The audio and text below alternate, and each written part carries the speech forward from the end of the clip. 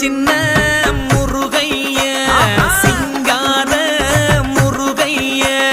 சின்ன சின்ன முருகைய சிங்கார முருகைய கொஞ்சி கொஞ்சி தமிழ் பேசும் செந்தில்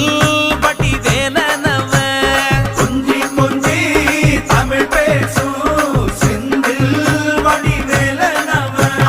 சின்ன சின்ன முருகைய சிங்கார முருகைய கொஞ்சி கொஞ்சி தமிழ் பேசும் செந்தில் வடிவேலனவ சுப்பிரமணிய சாமி என்பார், கார்த்திகேயன் என்பார், சுவாமிநாதன் என்பார், முக அமுதன் என்பார்,